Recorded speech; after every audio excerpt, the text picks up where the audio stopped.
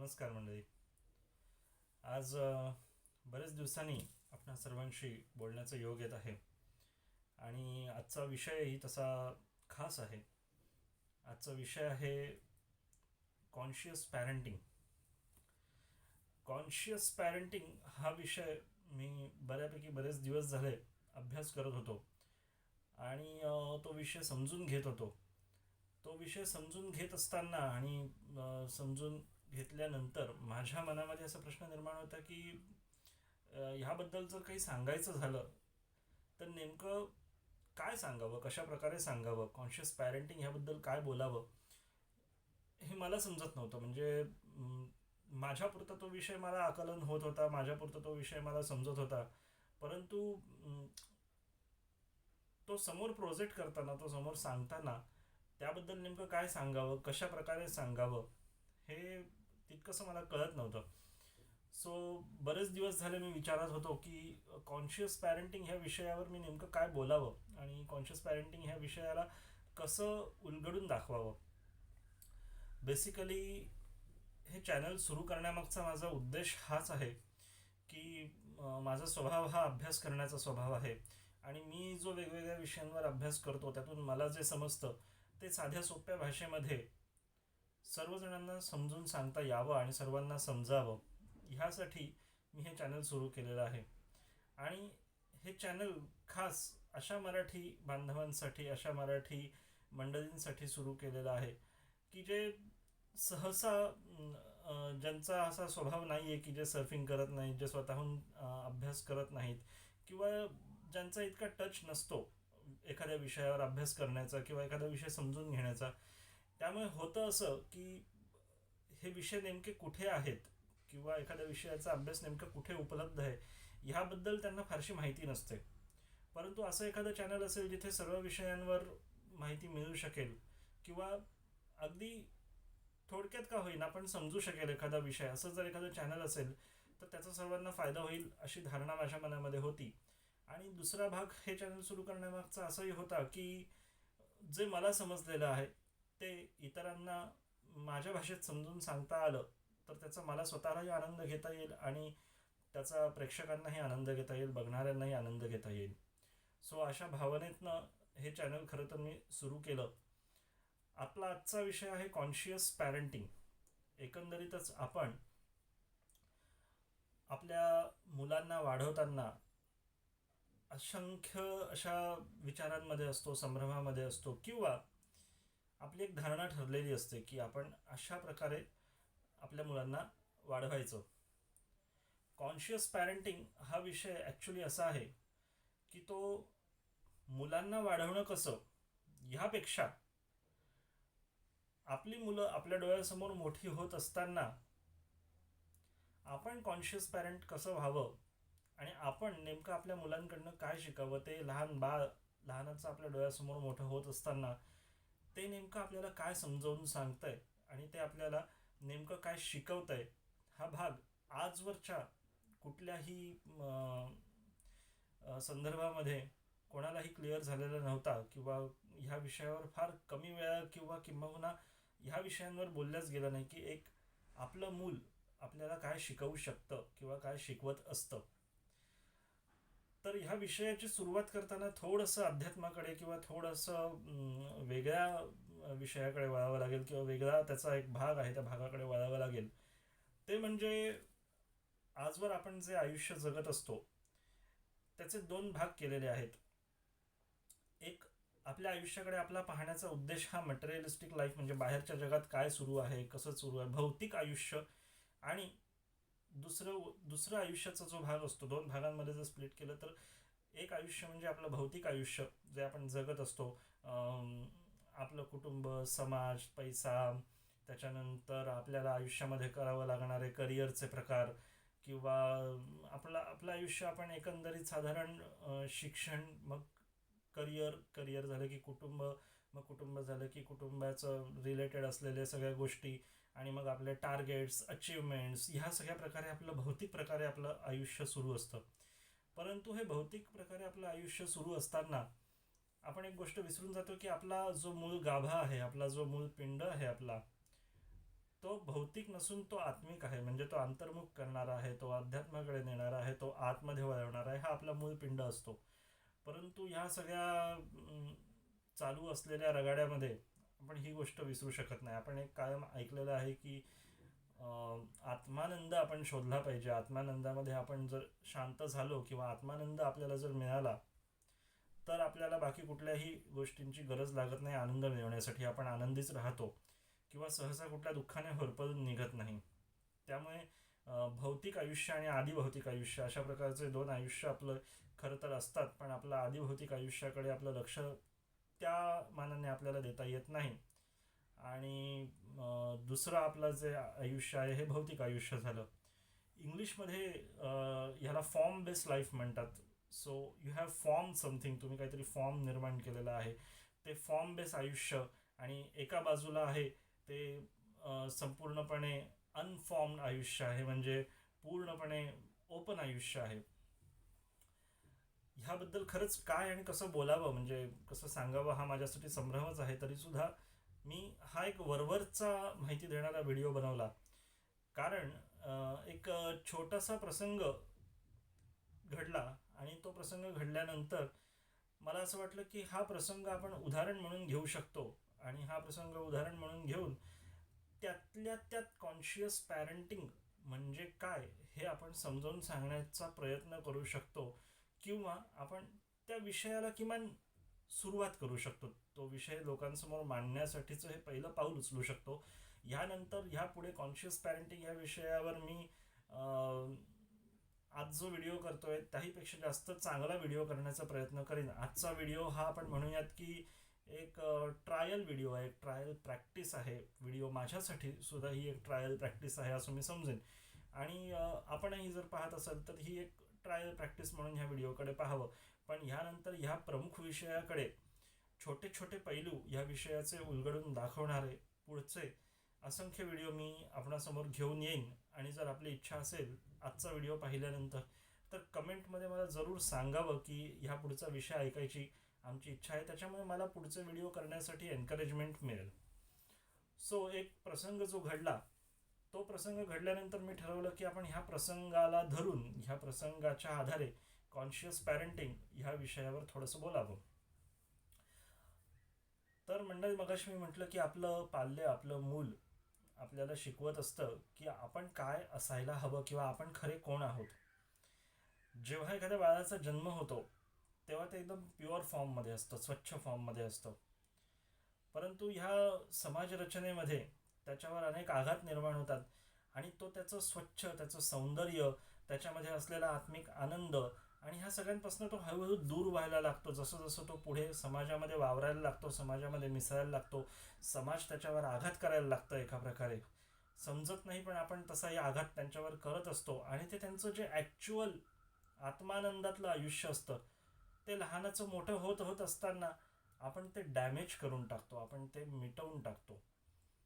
आणि मूल आपल्याला शिकवत असतं की ज्या प्रकारे आत्मानंदात मी रमलेलो आहे, माझ्याकडे बघा मी लहानाचा मोठं होताना कसा मोठा होतोय, आता ज्या प्रकारे मी आत्मानंदात रमलेलो आहे माझ्याकडे बघा आणि तुम्ही शिका की आत्मानंद कसा असतो, स्वतःचा आत्म्यापासून मिळणारा आनंद कसा असतो हे तुम्ही माझ्याकडनं बघून शिका. हे सांगण्याचं ते मूल प्रयत्न करत असतं, किंवा ते प्रयत्न करत नसतं पण ते नॅचरली तसं बिहेव करत असतं. आपण हे समजून घ्यायला हवं. पण होताना मात्र नेमकं उलटं होतं. आपण ज्या पद्धतीचे वागत असतो त्या पद्धतीचं वागायला आपण मुलांना भाग पाडतो.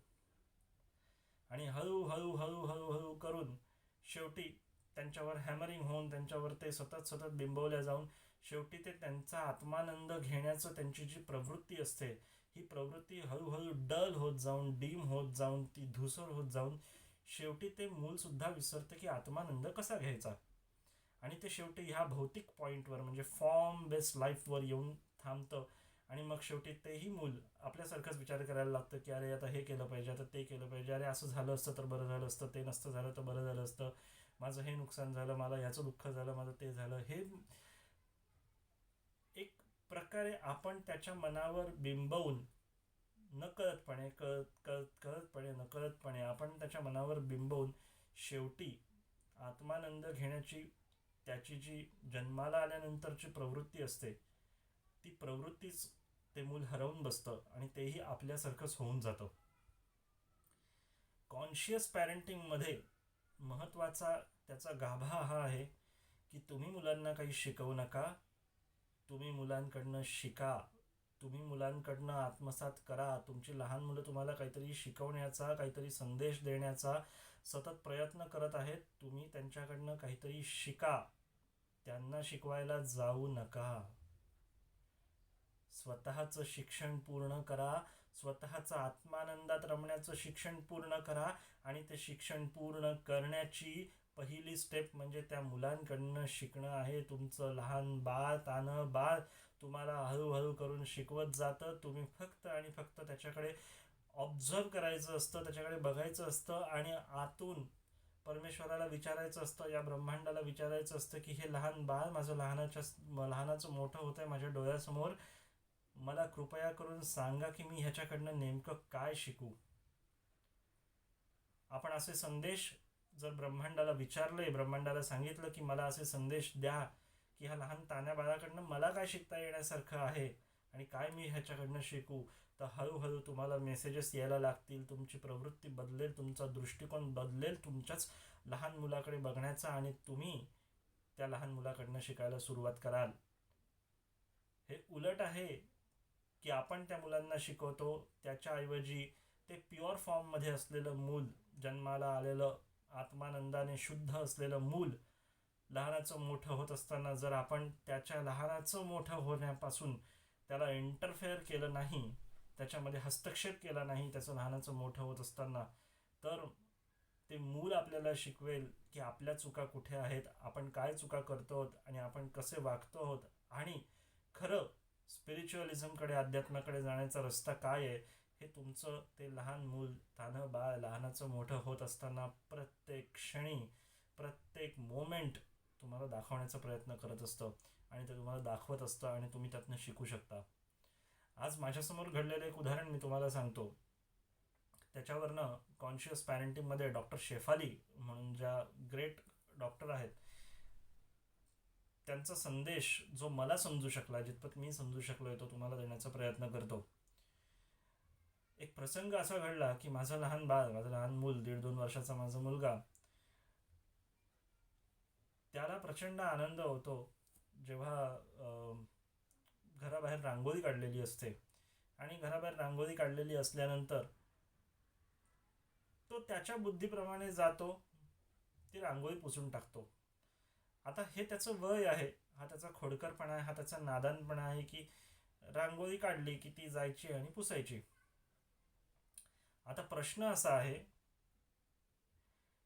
की असं 2-3 वेळा घडल्यानंतर चौथ्यांदा आपल्याला आतूनच असं वाटायला लागतं की आता त्या मुलाला आपण शिकवलं पाहिजे की ही रांगोळी आहे, ही पुसायची नाही, पुसलीस तर बघ फटका मारीन, ही रांगोळी आहे ही पुसायची नाही, ही पुसलीस तर बघ मी फटका मारीन तुला. वेअर ॲज जर कॉन्शियसली ह्या विषयाकडे बघायचं गेलं, विषयाकडे बघायचं म्हटलं, तर ते लहान बाळ ज्याला तुम्ही आता ओरडून शिकवणार आहात की ही रांगोळी आहे ही पुसायची नाही, बिचारं ते लहान बाळ आहे, त्याला मी एकदा दोनदा ओरडून सांगितलं, पण नंतर माझ्या असं लक्षात आलं की त्याला आपण नेमकं काय ओरडतोय हेच कळत नाही, ओरडण्याचा विषयच त्याला माहिती नाही की ही रांगोळी आहे ही पुसायची असते, इथपर्यंतची त्याची बुद्धिमत्ताच नाही. तो आत्मानंदात रमलेला आहे, त्यात त्याचा खोडकरपणा आहे, त्याच्या वयाप्रमाणे प्रत्येक मुलामध्ये असतो, त्याप्रमाणे तो त्याच्या अगदी सरळ भावाने तिथे जातो आणि ती रांगोळी पुसून टाकतो. आता ही रांगोळी पुसून टाकल्यानंतर आपल्याला असं वाटतं की आता याला आपण शिकवलं पाहिजे. आज मी याला जर नाही समजावलं तर त्याला उद्या कळणार नाहीये आणि म्हणून मी त्याला समजवायला जातो की रांगोळी पुसायची नाही, रांगोळी पुसलीस तर बघ एक फटका मारीन. असं करून हळूहळू हळूहळू हळूहळू मी त्याच्या डोक्यावर हे बिंबवतो आणि कधीतरी एक दिवशी त्याच्या डोक्याला संदेश मिळतो की ही रांगोळी पुसायची नाही, असं करायचं नाही, तसं करायचं नाही, इकडे जायचं नाही, हे करायचं नाही, ते करायचं नाही, केलंच तर बघ, झालं तर बघ, असं नाही तसं नाही करत करत करत करत हळूहळू आपण आपल्या भौतिक आयुष्यामध्ये त्याला खेचून आणतो. ते लहान बाळ, तान्हं बाळ जे लहानाचं मोठं होत असतं ते त्याच्या पद्धतीने फुलणार असतं, त्याच्या पद्धतीने ते मोठं होणार असतं. तुम्ही मला सांगा, आज जर त्याला तुम्ही शिकवलं नाहीत की रांगोळी पुसायची नाही, तर तुमच्या वयाचं झाल्यानंतर ते बाहेरची जाऊन रांगोळी पुसणार आहे का हो? नाही पुसणार आहे. मग जर ते तुमच्या वयाचं झाल्यानंतर ती रांगोळी पुसणार नाहीये, तर तुम्ही त्याच्या वयाचा ते असताना त्याला का समजवायला जाताय की ती रांगोळी पुसल्या जाईल, ही रांगोळी पुसायची नाही? का समजवायला जाताय, का त्याला शिकवायला जाताय तुम्ही? आणि का ओरडतायत? काही लोक तर नुसतं समजवायला जातात, काही लोक तर ओरडतात, काही लोक तर फटका मारतात. आणि ही धारणा असते की आपण 4 फटके मारले ना, पुढच्या वेळेस तो तसं करणार नाही. ही त्याच्या मागची उलटी धारणा असते. पण इथून पुढे आपल्या कॉन्शियस पॅरेंटिंगला सुरुवात होते. इथून पुढे आपण आपलं स्वयं अध्ययन करायला सुरुवात होते आणि आपण स्वतःबद्दल विचार केला पाहिजे, स्वतःचा अभ्यास केला पाहिजे. आता समजा तुम्ही त्या मुलाला रांगोळी पुसल्याबद्दल काही बोलला नाहीत, काही सांगितलं नाहीत की ठीक आहे रांगोळी पुसली, जेव्हा त्या रांगोळीचा कचरा होईल आपण तो झाडून घेतला, झाडून घेतल्यानंतर टाकून दिला, दुसऱ्या दिवशी सकाळी परत रांगोळी आपण काढतो त्याप्रमाणे रांगोळी काढली, दुसऱ्या दिवशी त्याने परत पुसली, तिसऱ्या दिवशी त्याने परत पुसली. एक सर्टन वेळ येते, त्याच्यानंतर रांगोळी पुसण्याची क्रेज त्याची निघून जाते किंवा तो विषय तो विसरून जातो, तो निग्लेक्ट करतो. तो काही दिवसानंतर रांगोळी पुसायला स्वतःहूनच जाणार नाही, तो विसरून जाईल की ते रांगोळी पुसायला मला जायचं असतं. आत्ता ह्या मोमेंटला त्याच्यासाठी रांगोळी हे एक अट्रॅक्शन आहे आणि त्या अट्रॅक्शनमधनं तो ती रांगोळी पुसायला जातोय. जर आपण त्याच्या मोठं होण्यामध्ये इंटरफेअर केलं नाही, म्हणजे आपण लहान मुलांना वाढवणं किंवा कॉन्शियस पॅरेंटिंग म्हणजे खरं काय, अगदी जर मनापासून खरं सांगायचं असेल तर लहान मुलं स्वतःची स्वतः वाढत असताना, आत्मानंदामध्ये मग्न असताना, आत्मानंदाचा परम आनंद घेत घेत मोठी होत असताना आपण फक्त एकच करायचं असतं की आपण त्यांच्यापासून बाजूला राहायचं असतं. ही सगळ्यात महत्त्वाची गोष्ट आहे. बाळा, तू मोठा हो, हळूहळू मोठा हो, तुझ्या आत्मानंदात मोठा हो. आम्ही बाजूला आहोत, आम्ही तुला शिकवण्यासाठी येणार नाही आहोत. ती रांगोळी तो 4 दिवस पुसणार आहे, 5 दिवस पुसणार आहे, पण नंतर खरंच एक दिवस येणार आहे जेव्हा तो ती रांगोळी पुसणार नाही आहे. तुम्ही सांगितलं किंवा नाही सांगितलं, तुम्ही त्याला शिकवलं किंवा नाही शिकवलं, तरीही तो ती रांगोळी नंतर काही पुसणार नाही आहे. कारण त्याचा एकतर इंटरेस्ट कमी झालेला असेल, तोपर्यंत तो मोठा झालेला असेल, या सगळ्या गोष्टी झालेल्या असतील आणि तो फायनली ती रांगोळी पुसणार नाही. पण ह्या उलट जेव्हा आपण त्याला सांगतो रांगोळी पुसायची नाही, कोणी सांगितलं तुला रांगोळी पुसायला, कळत नाही तुला रांगोळी पुसली तर, पुढच्या वेळेस जर रांगोळी पुसली तर फटका मारीन तुला, 2 फटके मारीन, आपण त्याला 2 फटके मारतो, रडवतो, बाजूला घेतो. हे करू नकोस, ते करू नकोस म्हणून सांगायला सुरुवात करतो, असं नाही करायचं, तसं नाही करायचं म्हणून सांगायला सुरुवात करतो. आणि नंतर त्या मुलाला हळूहळू तो मुलगा त्या पद्धतीने त्याचं माइंड सेट व्हायला लागतं आणि तो या भौतिक विश्वामध्ये तुम्ही जसं वाढवायचा त्याला प्रयत्न करताय तसं वाढायला लागतं. आणि इथे तो त्याचा आत्मानंद हळूहळू विसरून गेलेला असतो. त्या आत्मानंदावर तुम्ही पांघरून घालत असता, तुम्ही लिंपण घालत असता, तुम्ही तो आत्मानंद तोडून टाकत असता. ब्रह्माकडे असलेलं त्याचं, म्हणजे युनिव्हर्स म्हणतात त्याला इंग्लिशमध्ये, आणि युनिव्हर्सशी त्याचं असलेलं जे कनेक्शन आहे, जे नातं आहे, ब्रह्मांडाशी असलेलं त्याचं जे नातं आहे, ते जन्माला आल्यानंतर जे प्युअर फॉर्ममध्ये असतं, अगदी स्वच्छ ह्याच्यामध्ये असतं, ते नातं ब्रह्मांडाशी असलेलं, आपण त्याचं तोडण्याचं सगळं काम करत असतो ह्या पद्धतीने वागून. आता दुसरा भाग ह्याच्यामधला असा आहे की आपण त्याला मुळात सांगतोच का की रांगोळी पुसायची नाही. हा प्रश्न जेव्हा मी स्वतःला विचारला की मी त्याला का सांगितलं की रांगोळी पुसायची नाही, नेमकं ह्याच्या मागे माझी धारणा काय असेल. समजा सकाळी काढलेली रांगोळी संध्याकाळपर्यंत टिकली, नंतर तर ती हळूहळू खराबच व्हायला लागते हो, नंतर तर ती खराब होऊन संपूनच जाते. मग मी मुलांना का सांगतोय, मी माझ्या मुलाला का सांगतोय की ही रांगोळी पुसायची नाही, का सांगत असेल की मी ही रांगोळी पुसायची नाही, याचा मी जेव्हा अंतर्मुख होऊन विचार केला तेव्हा माझ्याबद्दल मला उत्तर मिळालं. मला तुमच्याबद्दल माहिती नाही, परंतु मला माझ्याकडनं असं उत्तर मिळालं की त्या रांगोळीबद्दल असलेल्या माझ्या भावना त्या रांगोळीशी अटॅच आहे. मी काढली आहे, माझ्या आईने काढली आहे रांगोळी, आमची रांगोळी आहे, असं आहे. रांगोळी काय पुसण्यासाठी काढली होती? रांगोळी म्हणजे काय, त्याच्याशी असलेल्या आपल्या अपेक्षा रांगोळीशी नकळतपणे जोडल्या गेलेल्या होत्या. ते रांगोळी म्हणजे काहीतरी ग्रेट आहे, किंवा ते रांगोळी म्हणजे काहीतरी आहे, त्याला काहीतरी व्हॅल्यू आहे, ती काढली आहे, ती पुसण्यासाठी नाही काढलेली, वगैरे वगैरे करून आपण अशा मटेरियलिस्टिक फॉर्ममध्ये, म्हणजे आपण अशा भौतिक गोष्टींमध्ये अडकून पडतो. रांगोळी पुसणारा तुमचा कोणी शेजारी नाही ना हो, 40 वर्षाचा माणूस, की जो येऊन तुमची खोडकरपणे रांगोळी पुसून जातो आणि हॅ करून तुम्हाला हसून दाखवतोय. तो असता तर त्याच्या 2 कानाखाली तुम्ही वाजवा, किंवा तुमचा जो काही प्रकार असेल त्याला शहाणं करण्याचा तो करा. कारण जर तो मुद्दामून करत असेल, तुमची रांगोळी पुसत असेल, तर एक दिवशी त्याला त्याची कॉलरच पकडा. कारण त्याच्या वयाला ते शोभत नाही, जर तो तुमच्या घराची बाहेर काढलेली रांगोळी पुसत असेल तर. पण मला असं जाणवलं की जेव्हा रांगोळी पुसली जाते, तेव्हा माझ्या मनाला कुठेतरी टोचतं, अरे रांगोळी पुसली, अरे आम्ही काढलेली रांगोळी पुसली, असं झालं, ओ माय गॉड. रांगोळी, ती रांगोळी सुद्धा माझ्यासाठी खूप इम्पॉर्टंट असते. मी काढलेली, माझ्या आईने काढलेली, मला रांगोळी काढता येत नाही, माझ्या आईने काढलेली रांगोळी, माझ्या बायकोने काढलेली रांगोळी, कोणीही काढलेली रांगोळी सुद्धा आपल्याला आपल्या बाजूने खूप इम्पॉर्टंट असते. आपल्याला नकळत हे सगळं घडत असतं, हे सगळं आपल्याला माहिती नसतं की हे घडतं आहे, पण आज इतक्या वर्षांचा परिणाम आपल्यावर असतो आणि ते घडत असतं. तर आम्ही काढलेली रांगोळी नाही पुसायची, मनात कुठेतरी ते गुंतलेलं असतं.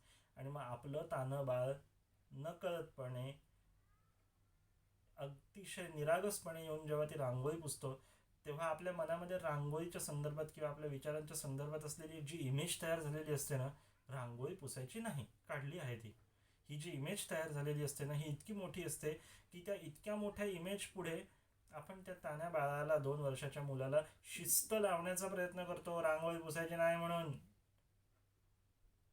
आणि ही शिस्त लावण्याचा प्रयत्न जेव्हा आपण करतो, तेव्हा आपण त्याला शिस्त लावत नसतो, तर त्याचं ब्रह्मांडाशी असलेलं नातं तोडण्याचा प्रयत्न करत असतो. कारण त्याला तो त्या आत्मानंदात सुखी आहे. रांगोळी असली काय नसली काय, हा आहे काय नाही काय, त्याच्या मनात आलं त्याच्या वयानुसार, त्याच्या वयानुसार, त्या त्या वयात ज्या वयात आत्ता तो आहे त्या वयानुसार त्याला जे काही सुचलं त्याप्रमाणे त्याने ते करून टाकलं. योग्य अयोग्य, चांगलं वाईट वगैरे वगैरे ह्या गोष्टी त्याला माहिती नाही आहेत. आणि असं होत होत जेव्हा तो मोठा होतो, तेव्हा त्याला ऑटोमॅटिकली समजायला लागतं की ही रांगोळी काही पुसायची गोष्ट नाही. आपली आई रांगोळी काढते, आपली आजी रांगोळी काढते, ही काही पुसायची गोष्ट नाही आहे. पण आपण इंटरफेअर करतो, आपण त्याच्या मोठं होण्यामध्ये हस्तक्षेप करतो, आणि आपण त्याला काही ना काहीतरी समजवायला जातो. मंडळी, ह्या लहान बाळांना लहानाचं मोठं होताना कुठलीही गोष्ट समजवण्याची गरज नाही. ते बरोबर समजून उमजून मोठे होत असतात. ते तुम्हाला दाखवत असतात की तुम्ही समजून घ्या. रांगोळीमध्ये तुमचं मन गुंतवून ठेवू नका. रांगोळी तुम्ही काढताय, मनापासून काढताय, मनोभावे काढताय, काढा. ते लहान बाळ आहे, त्यांनी पुसली तर पुसू द्या, काही हरकत नाही. त्यामुळे तुम्ही तुमचं माइंड डिस्टर्ब करून घेऊ नका. तुम्ही इथे डिस्टर्ब होता, आणि तुम्ही डिस्टर्ब होता म्हणून तुम्ही ते इतक्याशा लहान बाळाला ओरडून त्याला शिस्त लावण्याचा प्रयत्न करता. हा गुन्हा आहे, गुन्हा. माझ्या दृष्टीने असं वागणं म्हणजे गुन्हा आहे. तुम्ही त्याचा आनंद हिरावून घेता, त्याला 4 फटके मारून त्याचं मन दुखी करता, त्याला समजवण्याचा प्रयत्न करता. बरं, त्याला फटके मारून एका दिवसात समजत नाही. तुम्ही आज फटका मारला, तर उद्या तुम्ही रांगोळी काढली तर ते परत पुसायला जाणार आहे रांगोळी. मग तुम्ही आज फटका मारला, त्याचा उपयोग काय झाला हो? आज ओरडलात, त्याचा उपयोग काय झाला? ते उद्या रांगोळी पुसणारच आहे, ते परवा रांगोळी पुसणारच आहे. तुमचा फटका मारण्याचा जोपर्यंत उपयोग होत नाही ना, तोपर्यंत तुम्ही त्या मुलावर डॉमिनेट करत असता, तोपर्यंत तुम्ही त्या मुलावर अत्याचार करत असता. एक दिवस तुमच्या त्या फटक्याचा उपयोग होतो आणि तो रांगोळी बघतो आणि त्याच्या मनात भीती बसते की या रांगोळीला हात नाही लावायचा, आता पुसायचं नाही. आणि मग आपण त्याचं कौतुक करतो, वा वा वा, आज नाही पुसली आहे रांगोळी.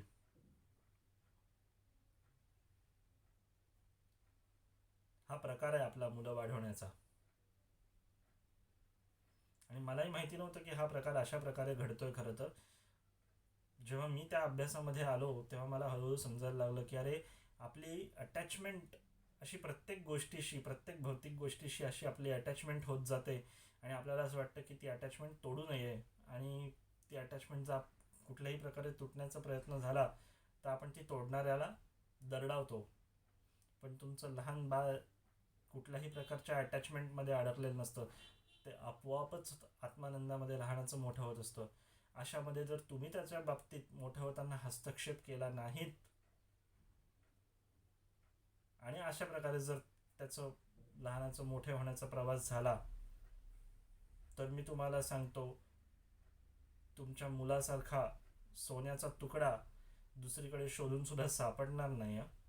मी खरं सांगतो तुम्हाला, असा मुलगा तुम्हाला शोधूनही सापडणार नाही. इतक्या क्वालिटीजने, इतक्या गुणांनी भरलेला तुमचा मुलगा तो लहानाचा मोठा होईल. तो लहानाचा मोठा होत असताना तुम्ही जर हस्तक्षेप केला नाहीत आणि जर तुम्ही त्याच्याकडे नीट बघितलं तर तुमच्या लक्षात येईल की त्याच्यामध्ये काय गुण आहेत ते पुढे आणण्याचा प्रयत्न केला पाहिजे. ह्याच्यामध्ये अनेक पैलू आहेत. आज रांगोळी हा पैलू घेतला, पण ह्याच्याच विरुद्ध अजून एक पैलू सांगतो की माझा मुलगा जशी रांगोळी पुसतो तसं खाली आमच्या इथे एक स्विच आहे जिथे त्याचा हात जातो. आता त्या स्विचबोर्डमध्ये तो हात घालण्याचा प्रयत्न करतो, इलेक्ट्रिक स्विचबोर्डमध्ये तो हात घालण्याचा प्रयत्न करतो. त्याला जसं रांगोळी पुसलेलं कळत नाही तसं त्या इलेक्ट्रिक स्विचबोर्डमध्ये हात घातलेलंही कळत नाही. पण अशा वेळेस मला थोडीशी त्याला भीती घालावी लागते, कारण आता विषय त्याच्या सिक्युरिटीचा आहे, त्याच्या सेफ्टीचा आहे. त्याला जर शॉक लागला तर त्याला त्रास होईल. पण हे त्याला कळत नाही, त्याच्या मॅच्युरिटी लेवलला कळत नाही. इथे जेव्हा त्याच्या जीवाला धोका असू शकतो, जेव्हा त्याला त्रास होऊ शकतो, त्याला जेव्हा काही प्रॉब्लेम त्याच्या आयुष्यात निर्माण होऊ शकतो, आणि तो प्रॉब्लेम निर्माण होत असताना जिथे त्याची मॅच्युरिटी लेवल नाही आहे, उद्या खाली पडलेली पिन जर तो तोंडात घालून खाणार असेल तर मी असं म्हणता कामा नये आत्मानंदात सुखी आहे, खाऊ दे पिन, त्याला काय बघून नंतर काय व्हायचं ते. कारण त्याची ती मॅच्युरिटी नाही आहे. तेव्हा तिथे त्याला ओरडा किंवा ओरडू नका, पण हर प्रकारे, कुठल्याही चांगल्या प्रकारे, ओरडून किंवा न ओरडता कुठल्याही चांगल्या प्रकारे ते होणार नाही ह्याकडे लक्ष द्या. मग तो स्विचबोर्डची जागा एकतर मी बदलली पाहिजे, किंवा छोटी मोठी काही ना काहीतरी अशी गोष्ट केली पाहिजे ज्याच्यामुळे तो त्या स्विचबोर्डला हात घालणार नाही. पण जरूर जरूर जरूर एक गोष्ट सांगावीशी वाटते की त्याला शिकवायला जाऊ नका. कारण लहान मुलांना शिकवण्याची कुठल्याही प्रकारे गरज नाही. हे उलटं आहे, तुम्हाला लहान मुलांकडनं शिकायचं आहे. तुम्हाला लहान मुलांकडे बघून या निसर्गाचे, या ब्रह्मांडाचे खरं तर काय संदेश असतात याचं रिफ्लेक्शन, याचं परावर्तन म्हणजे ते लहान मूल असतं. की ब्रह्मांड कशा प्रकारे निर्माण झालेलं आहे, कशा प्रकारे निर्माण झालं याचा अर्थ ब्रह्मांड कशा प्रकारे निर्माण झालं हा विषय नाही आहे, परंतु ब्रह्मांड आपल्याला काय संदेश देत असतं, ब्रह्मांड आपल्याला काय शिकवत असतं, हे निसर्ग नैसर्गिकरित्या आपल्याला काय सांगत असतं, याचं रिफ्लेक्शन, याचं परावर्तन म्हणजे ते लहान मूल, लहानाचं मोठं होणं असतं. तुम्ही जर त्याच्याकडे नीट बघितलं तर तुमच्या लक्षात येईल की अशा प्रकारे हे लहानाचं मूल मोठं होत असताना आपण काय संदेश घेतले पाहिजे, आणि आपण आपलं वर्तणूक, आपलं वागणं हे कशा प्रकारे नैसर्गिक केलं पाहिजे, आणि भौतिक आयुष्यापासून आपण आत्मानंदाकडे कसं, आतमध्ये कसं वळलं पाहिजे, या संदर्भामध्ये आपण स्वतःचा अभ्यास सुरू करू शकतो. ह्या लहान मुलांकडनं आपण शिकू शकतो. लहान मुलांना आपण शिकवायची गरज नाही. आता इथे कॉन्शियस पॅरेंटिंग ह्या विषयातल्या ह्या मुद्द्याकडे आता मी त्याच्या शेवटाकडे येतो. महत्त्वाची गोष्ट अशी की रांगोळीचं उदाहरण जेव्हा मी दिलं तेव्हा ह्या उदाहरणातून आपल्याला हे शिकायला मिळालं की लहान मुलांना ओरडू नका. तर तुम्ही स्वतः लक्षात घ्या ही गोष्ट की तुम्ही त्या रांगोळीशी अतिशय मोठ्या प्रकारे अटॅच होऊ नका. So it is a part of detachment with the form based life you have made over the period. या फॉर्म बेस्ड लाईफ, या भौतिक आयुष्याशी मी केलेली जी अटॅचमेंट असते त्या अटॅचमेंटपासून हळूहळू वेगळं व्हा. तुम्हाला त्रास होणार नाही. बघा, जर तुम्ही वेगळं व्हायचं ठरवलं ना तर तुम्ही हा विचार जर केलात की अरे रांगोळी आहे ती मी काढणार आहे रोज, माझ्या मुलाने पुसली तरी चालेल, माझ्या मुलाने ती नाही पुसली तरी चालेल, जे काय असेल ते असेल, रांगोळी काढताना मनापासून छान मी काढीन, नंतर त्या रांगोळीचं पुढे जे व्हायचं असेल ते होईल. मी माझ्या बाजूने मनापासून छान दारासमोर रांगोळी काढायची असते म्हणून काढली. माझं बाळ तानं आहे, माझं बाळ लहान आहे, माझ्याकडे जोपर्यंत बाळ नव्हतं तेव्हा ती रांगोळी चांगली राहायची की, कुठे काय प्रॉब्लेम होता. आता मी माझ्या मुलाने ती काढलेली रांगोळी, ते माझं मूल जेव्हा पुसतंय तेव्हा त्याचं ते खोडकरपणा, खोडसाळ वृत्ती, खेळकरपणा मी अनुभवली पाहिजे, मी एन्जॉय केली पाहिजे. हे सुवर्णक्षण जे माझ्या आयुष्यात आलेले आहेत ते मी एन्जॉय केले पाहिजेत, रॅदर दॅन त्या मुलाला शिस्त लावणं. काही गरज नाही आहे त्या मुलाला शिस्त बिस्त लावण्याची. ते ज्या पद्धतीने ते रांगोळी पुसताना ज्या पद्धतीने ते खेळतं, त्याला जो आनंद होत असतो ते खेळत असताना, तो आनंद तुम्ही सुद्धा इथे मनामध्ये अनुभवण्याचा जर प्रयत्न केलात आणि त्याचं ते खेळणं जर एन्जॉय केलं, तर तुम्हाला रांगोळी पुसल्याचं दुःख होणार नाही. तुम्हाला आनंद वाटेल. तुमच्याकडे आत्ता आलंय ना हो ते मूल, ते मोठं होणारच आहे आणि ते नंतर रांगोळी पुसणारच नाहीये. आपला हट्ट असतो, आत्ताच शिस्त लावली पाहिजे, आत्ताच झालं पाहिजे, हेच झालं पाहिजे, असंच झालं पाहिजे, शिस्तच लावली गेली पाहिजे. तुम्ही शिस्त लावत नसता, तुम्ही त्याचं निसर्गाशी असलेलं नातं तोडत असता, जबरदस्तीने तोडत असता. हा त्याच्या मागचा प्रकार आहे. आणि हे कॉन्शियसली म्हणजे काय, कॉन्शियसचा अर्थ काय, तर जाणीवपूर्वक. कॉन्शियस पॅरेंटिंग, कॉन्शियस याचा अर्थ जाणीवपूर्वक. जाणीवपूर्वक आपल्या मुलाला वाढवणं, जाणीवपूर्वक. कारण आणि ही जाणीव कसली आहे मुलाला वाढवतानाची, तर ती स्वतःची जाणीव आहे मित्रांनो. ती स्वतःची जाणीव आहे, स्वतःबद्दल असलेली जाणीव आहे, की मला जाणीव करून घ्यायची आहे की मी असा आहे, मला बदलायचं आहे. मुलांना नाही बदलायचं, मला बदलायचं आहे. ओके, माझ्यामध्ये ही चूक आहे, मी त्या रांगोळीशी खूप अटॅच आहे, उद्यापासून मी ती अटॅचमेंट तोडणार आहे. मस्त छान रांगोळी काढताना त्या रांगोळीशी भावना जोडल्या जातील. मी छान मस्त दारासमोर रांगोळी काढेन, वातावरण प्रसन्न होईल, मी प्रसन्न होईल, सगळं स्वच्छ होईल. पण आता हा अट्टहास नाहीये की हे असंच राहिलं पाहिजे आयुष्यभर कायम. नो, ते डिस्ट्रॉय होणारच आहे. कधी ना कधीतरी ते डिस्ट्रॉय होणारच आहे. ते कधी ना कधीतरी त्याला निमित्त म्हणजे माझा लहान मुलगा, त्याने ते पुढच्याच 2 तासात डिस्ट्रॉय करून टाकलं. पण मी रांगोळी काढली सकाळी प्रसन्न वातावरणामध्ये, याचा जो आनंद आहे तो रांगोळी पुसल्यानंतर जाणारा नाहीये. तो आता मला पूर्ण वेळ आहे, तो आनंद आता मला पूर्ण वेळ आहे. तो रांगोळी पुसल्यामुळे कमी होणार नाही. आम्ही त्याच आनंदात आहे की छान मस्त सकाळची सुरुवात झाली, मस्त रांगोळी काढली, सगळं पूजा वगैरे झाल्या, सगळं झाल्या, रांगोळी काढून आता आम्ही प्रसन्न झालेलो आहोत.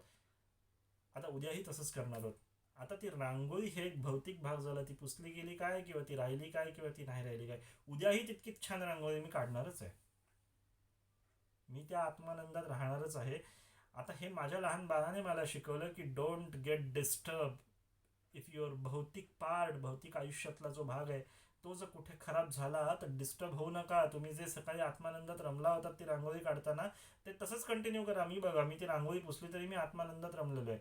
माझ्या बापाने मला 2 फटके मारले रांगोळी पुसली म्हणून, थोड्या वेळाने माझ्या ते डोक्यातच नाही, मी तरीही परत आत्मानंदात रमलेलो आहे. मी उद्या परत रांगोळी पुसणार आहे, कारण माझ्या बापाने मारलेले फटके मला आठवत नाही, ओरडलेलं मला आठवत नाहीत. कारण तो आत्मानंदाशी कनेक्टेड असतो. दुःख थोड्या वेळासाठी असतो. तुम्ही कधीही बघा, लहान मुलांना झालेलं दुःख हे फार थोड्या काळासाठी असतं. का थोड्या काळासाठी असतं, त्याचं कारणच मुळात हे आहेत, कारण ते आत्मानंदात जास्त रमलेले असतात आणि या भौतिक आयुष्यात जास्त रमलेले नसतात. वडील ओरडले, आई ओरडले ते विसरून जातात, कोणी काय फटका मारला ते विसरून जातात. कारण त्यांना पुढच्या आनंदाचा लोट, तो जो फ्लो असतो, जो प्रवाह असतो आनंदाचा, तो त्यांच्या आयुष्यात इतका येत असतो की त्यांना हे छोटे मोठे दुःख, आई ओरडली, बाबा ओरडले, त्याच्याशी काय काय काय मी तुम्हाला सांगतो, काय घेणं देणं नाही रे बाबा, काय मी माझ्या आनंदात मस्त रमलेलो आहे.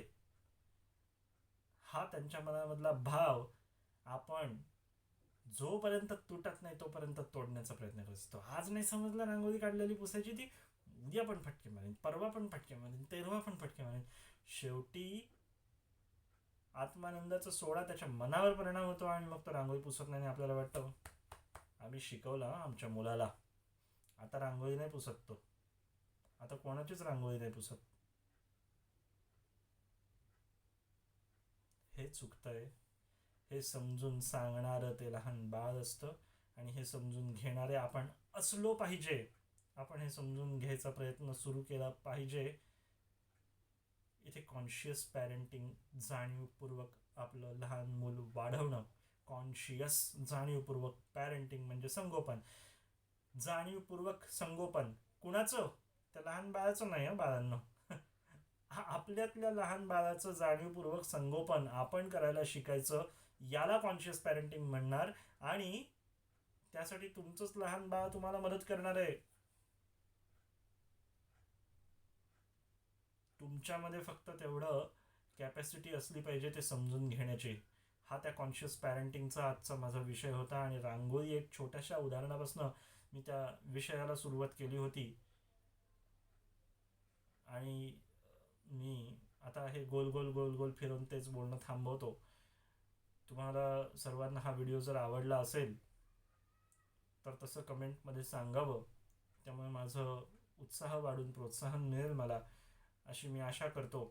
आणि आत्ताचा हा कॉन्शियस पॅरेंटिंगचा एक छोटासा भाग जो मी आपल्यासमोर आणला, तो भाग मी इथे संपवतो आणि आपणा सर्वांना नमस्कार म्हणतो. आणि आपण हा व्हिडिओ जर शेवटपर्यंत ऐकला असेल तर मी धन्यवाद देतो आपल्याला.